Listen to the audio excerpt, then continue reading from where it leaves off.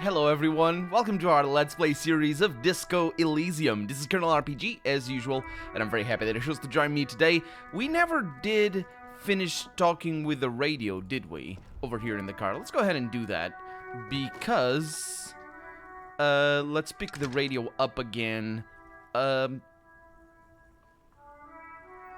you connect me to the 41st precinct? I have something I need to report. Just a second, officer. She puts you on hold, the static crackling softly like a bonfire. After a while, you hear an old man greet you from the radio. His rattly voice is oddly familiar. 10-2, 10-5. This is 41st. Come in, over. A scrawny old man sits in a dusty cubicle, our Esprit the Corps knows, smoking with a large white rectangle sewn on his vest. In front of him is a box-shaped apparatus with an array of wires and antennas. The radio switchboard. The man uses relay code. You got this. You're a cop. You know... and cops know relay code. Yeah, 10-4, station 41. Oh, no, wait. That's not the old man saying. That's me. 10-4, station 41. I've got an urgent... I got urgent business. Over. 10-4. Message received. That's what it means. 10-5. Relay message. What's your status? Over. Just reporting in. Over. 10-18. State your message, sir. I need to report my badge missing. That's, yeah, I probably should report that earlier rather than later. I am in dire need of financial assistance. That's also true. This might sound odd, but there's personal details I'd like to discuss. Let's go with the badge missing. 10-9, over. Yeah, my badge. I can't find it anywhere. Basically, it's gone. 10-4, message received. It's a very serious situation. I need 10-20, the captain. Over. Is it him? Oh, this is a different person. We were talking to Jules Pidot, and now we're talking to Jean Vicamer. Vicamer, I believe. Is it him? A dry voice asks in the background. What does he want? Says he lost his badge and needs to report it. He what? He lost his badge? Who lost his badge? Asks Chester McLean. Dick fucking Mullen, that. Who do you think? Dick Mullen, that's our name. Okay, that's important. It's Officer Dick, says Chester. He tries to speak through laughter. Mullen? From the bestseller Dick Mullen in The Lost Identity. Okay, maybe that's not our name. Dang it.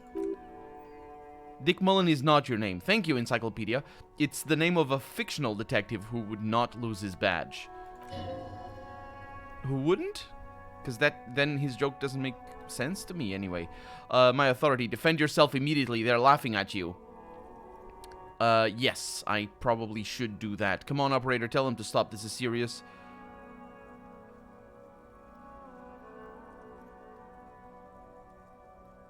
Let's go with this one. Can't we just move on? I want to get it reported and be done with. 10-4, I hear you, officer. I'm just going to make a note here that you are in pursuit of your misplaced badge. Over. Fuck me, says Chester. Mac, come here. You've got to hear this. Dick Mullen lost his badge. Whoa, what's going on? Super Cop here lost his badge. He lost his what now? This is strange. He lost his goddamn fucking badge. No, not this is strange. His badge. I don't know why I read this is strange. Maybe because my eyes go everywhere when I'm reading.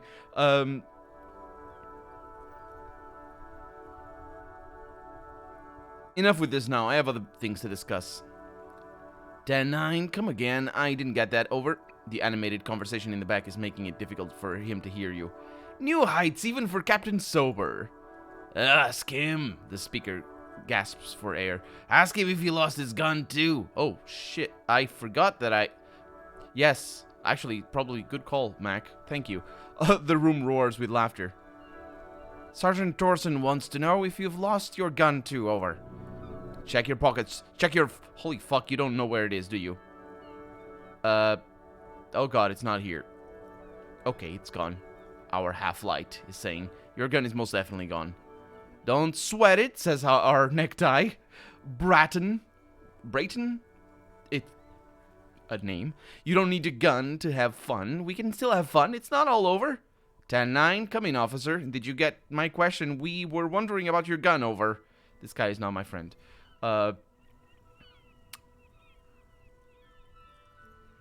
I can't actually say that. But I'm gonna go for this. 42% is a good chance. I like 42%.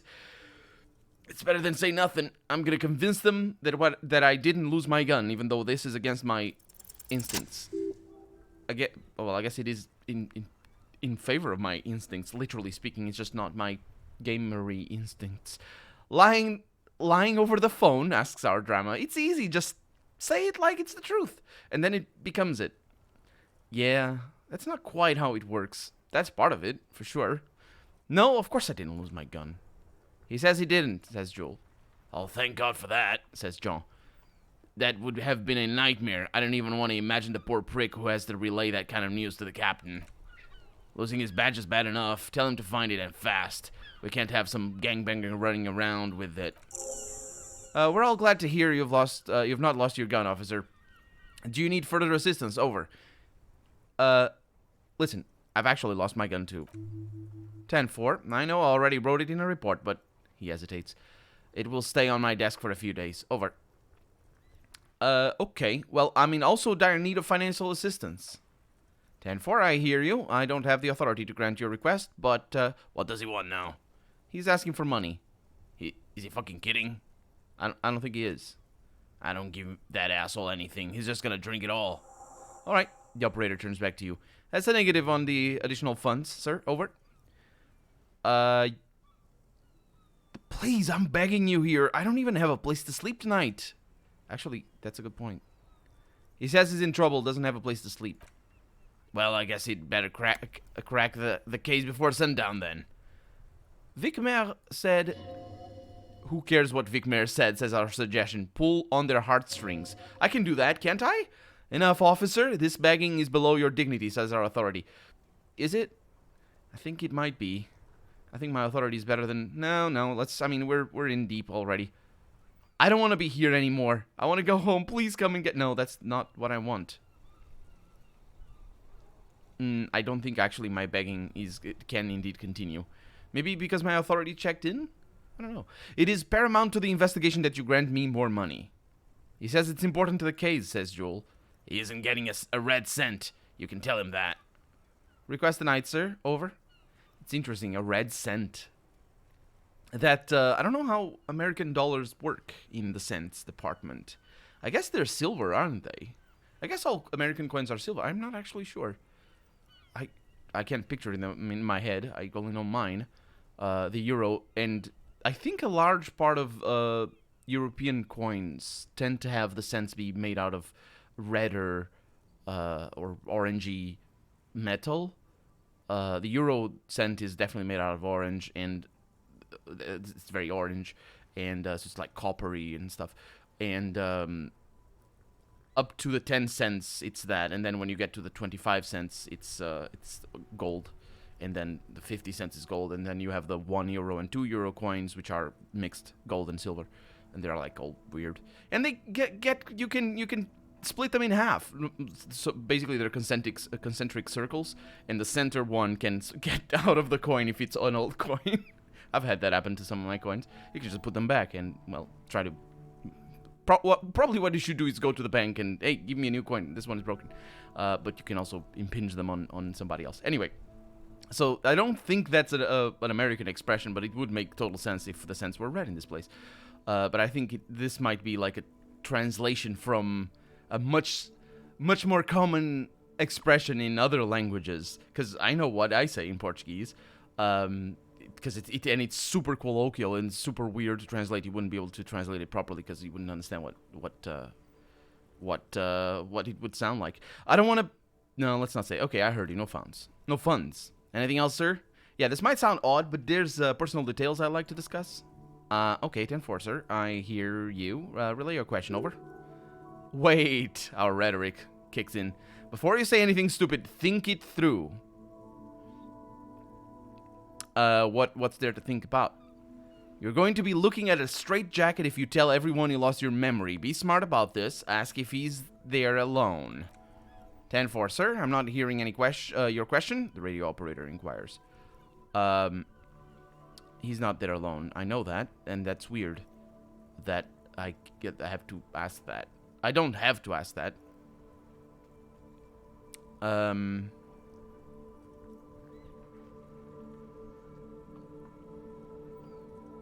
Hold on, are you alone in the room? I need some confidential information about myself. That's a negative, sir. I got a 1020. Oh, sorry, 1012 visitors present. Here, over. Oh, yeah, he just says 1012 here.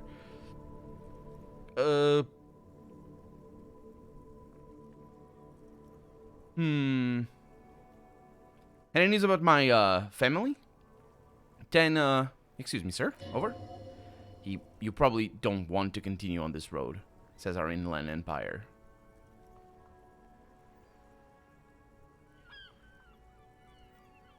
Nothing, never mind. Let's not. Yeah, come again, sir. I didn't get that. 10-9, over. Have I ever told you about my life before the RCM? 10-4. Well, let's say, does he actually want something, or is he hell-bent on disrupting our work? He asked if he ever told me about his days before joining the RCM. For God's sake, cut this shit out. Tell him to stop wasting time and be a goddamn policeman for a change. Sir, Satellite Officer Vic Mer says I heard him. So, was there anything else? Yeah, please... Yeah, okay. Yeah, let's wrap this up. Understood, sir. Over. Yeah, 10-10. Over. Roger that, 10-10, over and out. That's not a thing, I think. The over and out bit. The static ends with a loud click, and then everything is silent in the cabin. 18 kilometers to the south, in the 41st Precinct relay booth, a small crowd has gathered around Communication Officer Jules Oldboy Pedot, around a dozen cops.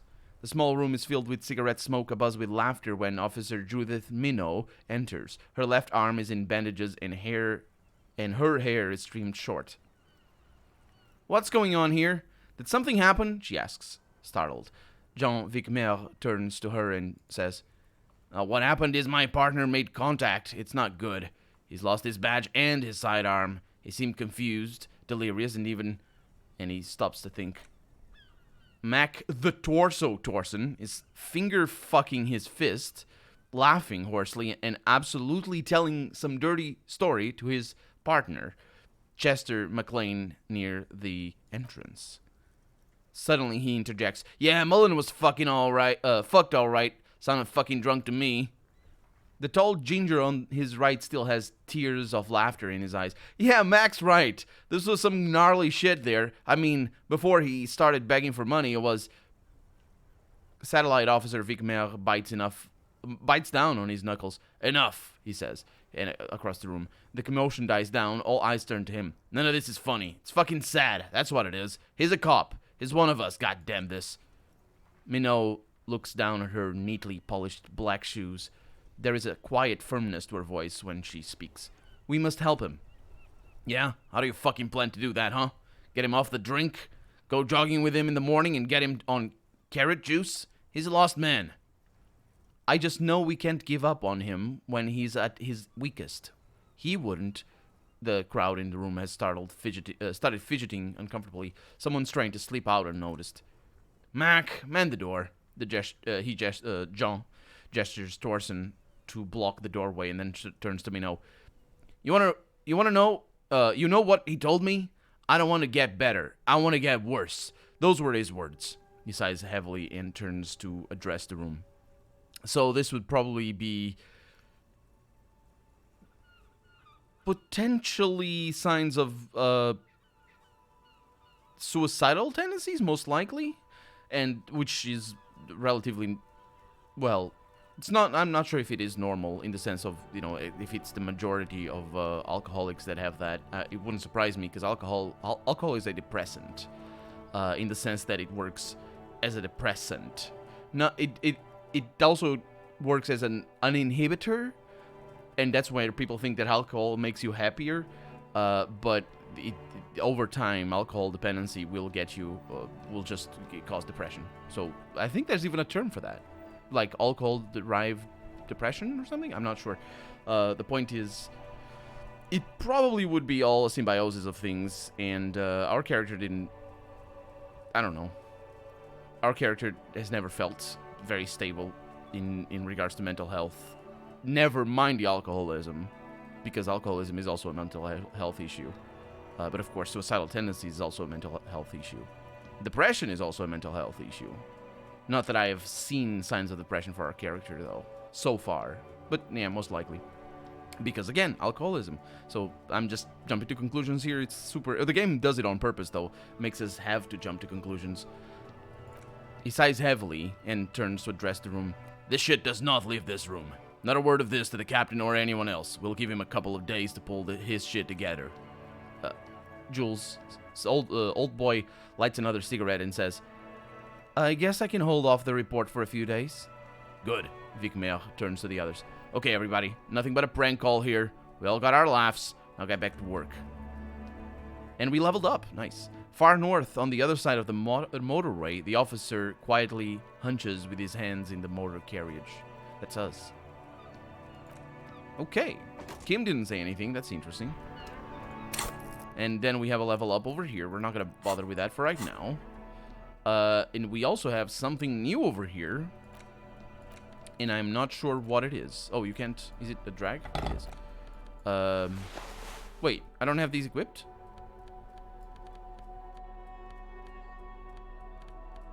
I don't have these equipped. No, I do. Oh, no, I changed the gloves. Right. Okay, and then we have some items. Wait. Figure set? No, yeah. Okay. Damaged ledger. Oh yeah, I need to read these as well. We got these last episode, and that's why it was new. Okay, that's where we're going next. Pay for damages. They're not getting any money from that. Ask Kuno if he knows anything about the victim's clothes. Yeah, we're probably maybe gonna ask that, but only after we go into the bar. This case needs an official name. Go to your inventory and interact with the damaged ledger to give it 1. Finding the right line may take some time. I'll figure it out. We'll go into that in a little bit. Let's see what we have. We have the Yellow Man mug used to interact with inventory to inspect. Oh, that's really cool. It's just a racist mug. What's there to read here? Not much. There's actually quite a lot to read into here, actually. Look at all that content. Let's see. Oh boy, here we go. What are you going to say about a broken, tossed away mug that you dug out of the garbage?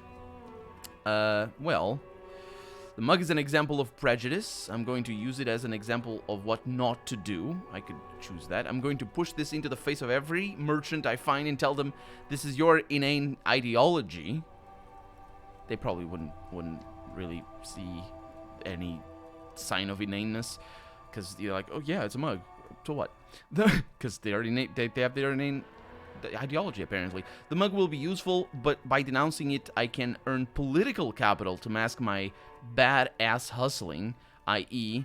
Oh, that should be dots over there. Anyway, i.e. fraud and embezzlement. The mug didn't belong in the trash. It was just a funny mug. It's just a joke. Let's see. I'm not actually sure if I should go with this one. Let's go with this one. Let's try and do that.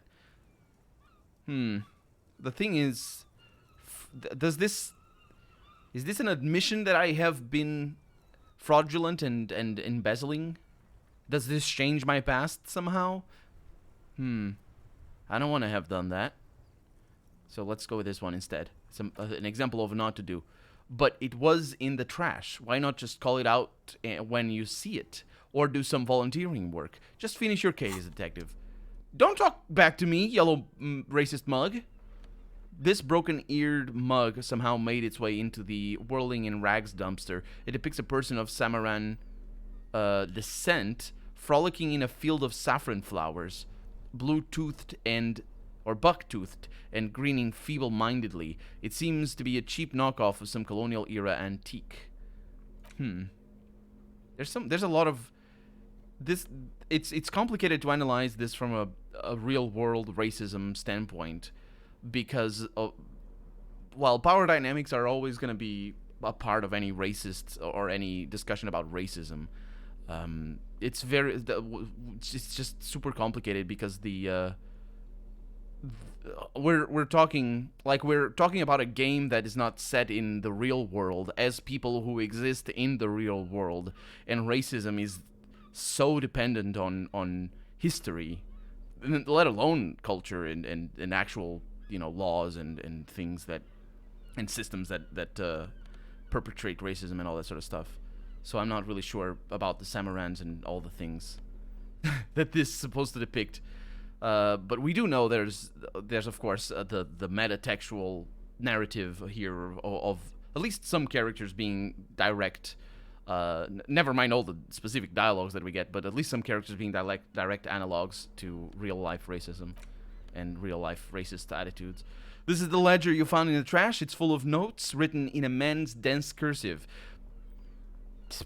Have a closer look. Maybe it can be salvaged to start keeping notes on the case. Yeah, we should probably, do that. It's the ledger you found in the trash. A pitiful cabbage of white and yellow papers hanging from plastic. Oh, by the way, I remember the word that I called corrugated paper. It's cardboard. Cardboard is called carton in cartão in Portuguese, and I'm pretty sure in French as well. And it's weird that it is, because carton in English means the package that milk comes in, or some milk comes in anyway. And I'm sure it means other things, but cardboard is what you should read when it says carton before. And some cardboard in the trash that they wrote carton, and that is I'm not really sure why they did that though. It's weird because it's like, I don't know why, because it's one of the most common. It's one of the most common false friends. A false friend, at least as I learned it in school when I was learning English, was a word that sounded like another word in Portuguese, because we have a lot of shared origins and all that, but actually meant something different. And there's a lot of words like that. Like, for example, vulgar, for example. Vulgar in archaic English means the same as vulgar, or vulgar, means in Portuguese, which is a common thing. And you don't say that in English. You don't say something is vulgar when you mean to say something is common. You'd say something is vulgar as something is crass or rude. And that is not at all the meaning, and you can never use that as a meaning of the word in Portuguese. So vulgar would be a false friend. And you have others. There's actually, the word actually does not mean at all what it means in Portuguese, but we have a very similar word as well. Or actual, rather. You don't even need to go to the adverb to just say actual. The word actual means current in Portuguese, but in English it means real, or factual. And I wonder if that's how it changed the name, or changed the meaning, rather. And carton is another one. Carton doesn't mean the same thing, and it's absolutely a false friend. But cardboard is a really weird word that means, it's weird because it's not like it's very, you can't come up with unless you know that it's what it's called. You can't see it used by itself and know, wow, I know what cardboard is, because even in context it doesn't bear its meaning. You need to know what it means, because there's a lot of words that you can guess the meaning from context. Cardboard is not one of them. If you say something is made out of cardboard, you're like, what? What the heck is that supposed to mean? What's cardboard? Anyway, the point is that I just remembered that, and I wanted to say I remembered it off camera. Actually, I heard somebody say it off camera, because it's just such a common word. It's super weird that the game mistook that. Anyway, the yellow paper's hanging from a plastic board, barely held together by a metal clip. This sad display is made complete by the faint smell of urinal cleaner. Either that or sashimi. No, not sashimi. Sorry. Definitely not sashimi. The thing that you eat sashimi with. What is it? That green stuff. Oh, dang it. Wasabi. That's the one. Yeah, for me, wasabi doesn't smell of anything, actually, but it tastes of urinal cleaner. Not that I've ever had any urinal cleaner, but if I had one, I imagine they would taste and feel like wasabi does. And when I say wasabi, I mean just a spoonful or a little bit of, not even full, you just need a little bit of it and you will die. You'll go blind. It's terrible. Anyway, anything else? There's a piece of toilet paper, or is it cleaning tissue? No, it's toilet paper. The distinction is tenuous. Desperately sticking on the back of the blue plastic clipboard. It's a metaphor for you. I am a piece of toilet paper or cleaning tissue sticking to the back of a blue plastic clipboard. The blue there probably meaning cups, I suppose. Below the pathetic. No. Below the pathetics. Pathetic isn't a noun. It's an adjective. And adjectives cannot be pluralized in English. They do get pluralized in a lot of languages, especially Romance languages. Anyway, below the pathetic scene, suppose. I don't actually know what... Terror. There's terror below this, I suppose. Beneath? Sure. Do not look into its blue heart. Again, maybe it's the cop thing. Let's inspect the toilet paper. It's just toilet paper sticking to the back of the plastic clipboard. You can take it off if you want. Maybe it's clean, kitchen tissue. I don't think that's how it's called in English. I'm pretty sure that's not what it's called in English. Kitchen tissue, but it is how it's called in Portuguese. This game feels like a Portuguese person wrote it and then messed up some translations. Seriously, there's so much, like, it's literally how it's said in Portuguese, but it's not. It wasn't written by Portuguese people. I think French maybe or something. Anyway, they look exactly the same. They super don't. If you wipe your butt to kitchen tissue, whatever it's called, you know, the big rolls that they're different. They're super different. If you don't wipe your butt to kitchen tissue, it'll be terrible. It'll be terrible. Just go to the toilet. Go to the bidet or the bath. The shower stall or whatever. Just go there and wash yourself. Seriously, don't do it. I did it, and it's terrible. Let's say if you want it to be the kitchen tissue, it can be kitchen tissue. No, it can't. It's not. It's not though. It's toilet paper. Okay, we smelled it. Not that we would tell. Not that we would be able to tell, because kitchen there's a lot of poop. There's a lot of poop all over the place. It's just not digested poop in the kitchen. It's still bad, and there's still a lot of E. coli in rotting materials and all that. Kitchen stalls are just complicated. Anyway, I'm gonna take it off. And I gained experience for taking off the toilet paper. This is the best game. Still wet. The toilet paper. It's wet, I assume, from the garbage, because... Anyway, I mean kitchen tissue. I swear that's not how it's called. Maybe it is. Sorry, peels off the plastic easily. All you have to do is shake it off your finger, and voila! The ledger... And not in the English way of writing voila. In the French way, with a weird accent that is an acute accent, rather than grave, or however it's called. The ledger now looks marginally better. Smell the ledger. The acidic stench of rotting food has rubbed off on the cellulose. Oh, I thought it was plastic. Oh, the cellulose is not plastic. I know that because guitar picks are made out of plastic, or they're made out of cellulose, or they could be other things, I suppose, and they are indeed. I have guitar picks made out of aluminum, which is pretty cool. Although it doesn't sound very nice. Anyway, the point is, it's not plastic. It's not cellulose, it's plastic. It now forms the base of the experience. This base surrounded by a faint air of spoiled meat, the stuff of death itself, and then sprinkled liberally with citrus zest of toilet cleaner. The lieutenant observes you raising and lowering the toilet water-logged mass. Oh, I thought it was... Okay, so it was inside the toilet, I suppose. Mass, or ledger, under your nose, trying to get a good whiff. A good analytical whiff. Absolutely. After a while, he can't take it anymore. Excuse me, he just says. I just have to ask again. How could you let this get tossed out? I was sniffing it for a while. Which is really concerning. Well, I think I didn't want to be a cop anymore. So I flushed my career down the toilet, literally. Let's say it. I'm sad to hear that, he says. For a moment, he doesn't know what to reply. But again, I'm going to push on the thing that we got last episode about being honest. I think he respects that. And let's see. He's sorry for you. Yes, he said so. In any case, we're lucky you found it. Make sure it's all in there. Official notes are, well, they're dangerous. They contain confidentialities. Now, if you'll excuse me, he reopens his own pristine blue notebook. That thing has filled me with... Oh, he says, that thing has filled me with the sudden urge to make sure mine is in perfect order.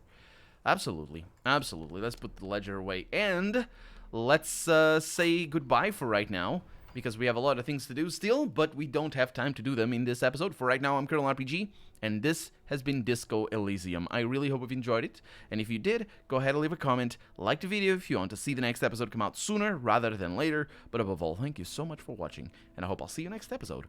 Bye-bye.